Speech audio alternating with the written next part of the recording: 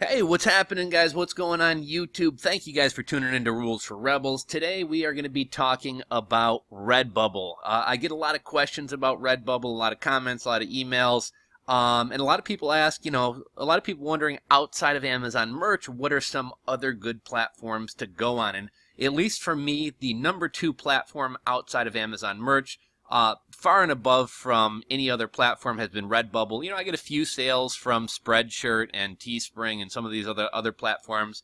Redbubble, well, it's not quite up to the level of Amazon merch. It has been really, really good for me. I get consistent sales, at least a couple sales per day. Initially, it started off being a lot of stickers, but the way that Redbubble works, for anybody who hasn't sold on there, unlike Amazon merch where you have to create 6 different listings to hit all the products. And what I mean by that is if I want to have a long sleeve t-shirt, that's one listing. If I want a standard t-shirt, I have to create a whole new listing. If I want a premium tee, that's another listing. If I want a tee on Amazon UK, another listing. If I want a pop socket, another listing. One cool thing about Redbubble is you upload one design and it puts your design on up to like 50 something different products. So they have everything from stickers to postcards to greeting cards to wall art. Let's see, framed pictures, t-shirts, tank tops, hoodies, stretch pants, signs, like all different types of products. And even though you only have to create one listing, it puts it on all these products. And one thing that I found is over time, initially what's going to sell is going to be stickers, but that's going to kind of spur that design up into their search algorithm. And then slowly over time, you're going to start seeing, okay, you're going to start selling posters. Then you're going to start selling more t-shirts. Then you're going to start selling more sweatshirts. And, the stickers tend to have lower margins, but once the sweatshirts and t-shirts and things like that start selling, the margins oftentimes can actually be better than Amazon merch margins. So stick with it. Don't get frustrated when everything selling at first is stickers. Another thing about these stickers, in Redbubble, you can change the percentage of a markup you want on things. So I think standard is a 20% markup, and on a typical sticker that sells, you might make 30 cents, 40 cents. For the larger stickers that are a little bit more expensive, maybe 70 cents. I heard somebody online mention that they upped, I think I upped mine from 20% to 40%. And okay, instead of 30 cents now, I'm making 60 cents, but it's still not a great commission. So what I wound up doing is upping mine on a recommendation of somebody on Reddit, upping mine to 200%. I was wondering if that was going to slow down sales, but the stickers kept selling as good as they were before, but instead of making 30, 40, 50 cents per sticker, I was now making $2, $3, $4, even $5 per sticker. So at the very least, I would definitely recommend going into stickers and upping your margin to about 200%. T-shirts, hoodies, things like that. If you want to mark it up a little bit, 30, 40%, maybe even 80%, you can make some better margins, but I wouldn't jack those up too high. But before we get too deep into this, I wanted to read an email that I got from somebody regarding kind of being a beginner on Redbubble and kind of getting that platform moving. So I'm going to read that email to you guys in just a second here. One other thing I wanted to get into real briefly before we get into that, I've had a lot of people asking me about Amazon merch lately. I haven't been making as many videos about Amazon merch, and I've actually taken a little bit of a step back from Amazon merch. A lot of you guys who watch my channel probably heard about this, but long story short, there's a problem on Amazon right now where literally anybody can create a throwaway email, send an email to Amazon, pick out, a dozen shirts on Amazon and say, hey, those are all my designs. Amazon will take down all the designs. It's literally that easy for anybody to start knocking off everybody in their niche. So if you get somebody who's not making as many sales as they want and they're jealous of the people sitting up at the top, all they have to do is create a throwaway Yahoo email, send Amazon an email and say, hey, these are my designs. Amazon will take them down. So I got about 13 of my designs taken down. These are designs that I created, nothing trademarked, nothing copyrighted. And I wound up just, one after the next, design started getting taken down. And I knew somebody in my niche was attacking me. So just to be kind of proactive and maintain the health of my account, I wound up having to pull down like 200 to 300 shirts of my own designs that were very, very good sellers. In my sales, I was probably selling 50 to 80 shirts a week. Making, I don't know, I think last month I made $1,100, a little over $1,100. And literally after all these shirts got taken down and I had to pull down some shirts, that was kind of some of my best niches, some of my best selling t-shirts. One of these designs happened to have 23 positive reviews. I was the #1 spot on Amazon. So that was really, really frustrating to me. I saw my sales per week, again, go from about 50 to 70 sales per week down to 13 sales the following week. Really, really frustrated me. I got really annoyed. Really kind of turned me off to Amazon merch. And one thing that was really frustrating is it's hard enough to have success on Amazon merch and stand out above the crowd. But what I found to be really frustrating is like, why am I going to invest time into this platform? Because if I do succeed and rise to the top of Amazon, it's just going to happen all right because Amazon is flawed. You know, if I do manage to rise to the top of Amazon search, somebody else in my niche is going to take notice, and they're going to be jealous, and they're just going to shoot off an email and get my shirt taken down. So it's like, why am I putting effort into this platform when if you do manage to stand out and succeed, it's that easy for somebody to take you down? So I got really frustrated for a while. I kind of took a step back from merch, and that's one thing I tell people. You know, I see a lot of people saying merch is dead, merch is so stupid, blah, blah, blah. But then they keep selling on merch. And I think if you're going to have a shitty attitude, that's going to carry over into your work ethic. It's going to carry over into your designs. And it's going to be kind of a self-fulfilling prophecy that you're going to continue to do shitty. So I kind of told myself, like, look, if you're down on merch, if you're negative, just don't even bother with it because you're not going to enjoy doing it. Your work's going to suffer and you're not going to wind up making any money. So I took about a couple weeks, maybe even a month off of Amazon merch. Sales were really hurting for a while. I don't know if it's Q4 or what, but I really haven't been designing that much. But a lot of other t-shirts that before would either not sell that well or maybe sell every now and a blue moon, some sales of those shirts started picking up a little bit, maybe in part due to a little bit of AMS ads, but not really much at all. And right now I'm back up to about 50 sales per week. I think making about $200, $212 a week, which not as good as it was. What else is frustrating is if my other shirts hadn't been taken down, I think I probably would have been at, I don't know, maybe somewhere between $475 and $700 a week in sales. You know, going into Q4, things were selling really well.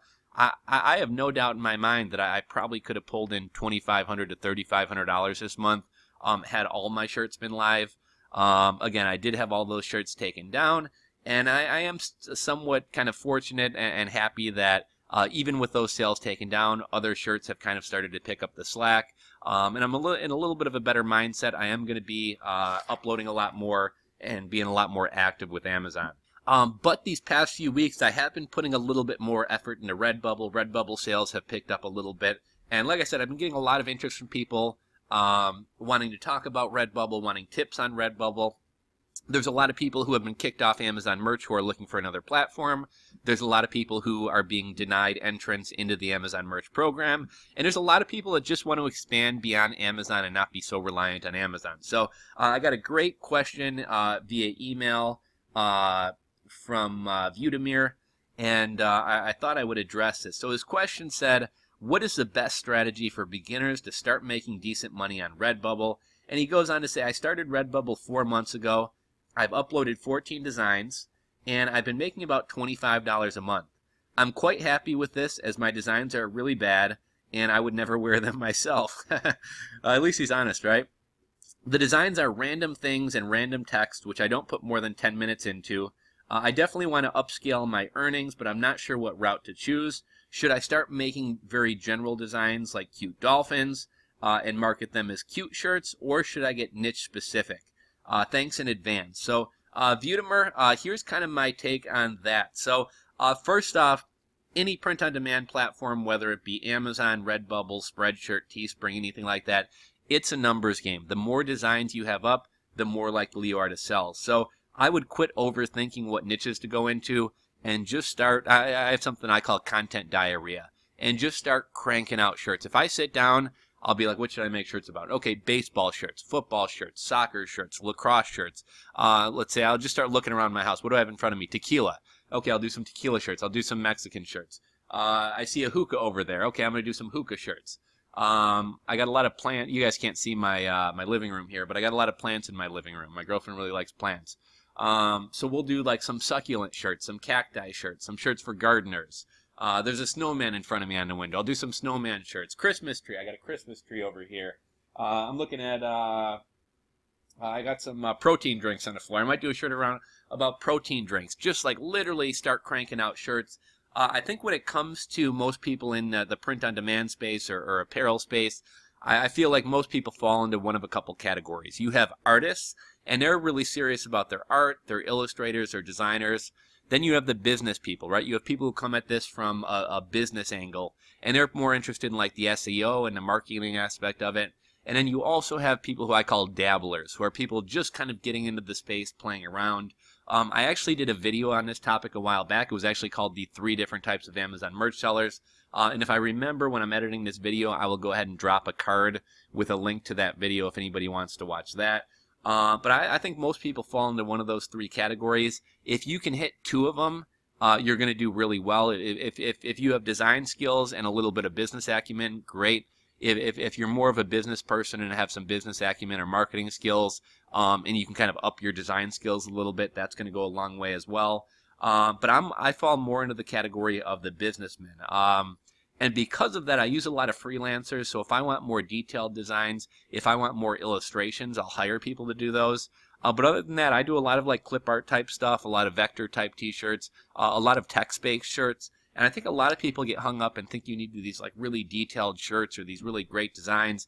And really like one word on a t-shirt in block text can actually sell really, really well. So don't overthink it. One thing I will say, and you're looking at Redbubble right now, one thing I will say about Redbubble is Redbubble tends to be a little bit more artistic than Amazon merch, right? Like on Amazon merch, we're going to see a lot of text-based designs and a lot of clip art.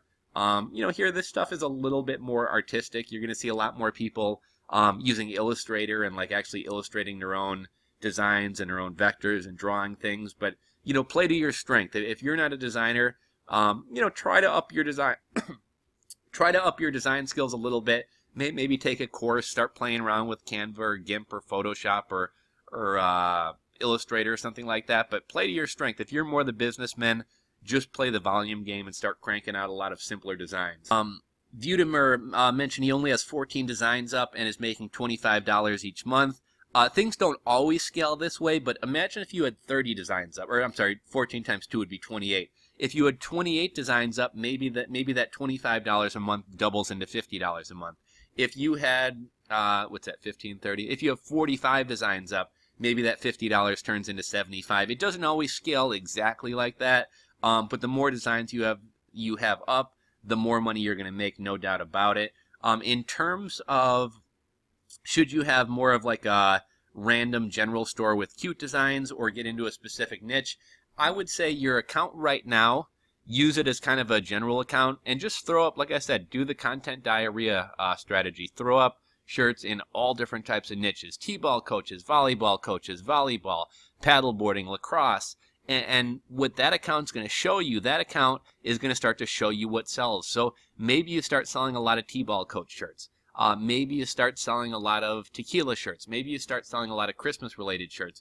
If you start selling a ton of shirts in one niche, it may be worthwhile to open a second store and turn that into a niche store. And one of the unique things about Redbubble that I think a lot of people don't realize is like on Amazon merch, we don't actually have a profile page. And what I mean by that is like you just throw up your shirts just exist online. You can sort of create a half-assed brand by making up a name, but you don't really have a profile page. On Amazon merch, on the other hand, on Redbubble, on the other hand, if we click this shirt, let's see if we can find this seller's profile. So this seller is WeWex, and they have this shirt that's a stand-up paddleboard kind of Hawaiian themed shirt. And what do we see here? This person has more kind of Hawaiian themed design. So what's kind of nice about this is if I stumble upon this design and I'm like, oh, this is pretty cool.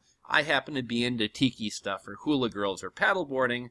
If I go down and look at this person's shirt, okay, they have other designs and other shirts kind of in that same niche. So whereas if this person had a more general store, if I saw this kind of Hawaiian design or paddleboard design and I'm like, well, I really like Hawaiian girls and paddleboarding, I'm going to check out this guy's store. And then I get down here and I see T-ball shirts. Well, I'm probably not going to look too deep into their profile. So one of the benefits of sticking within a niche is if somebody sees some of your work or some of your items and likes them, they're likely to check out your store and look at other items.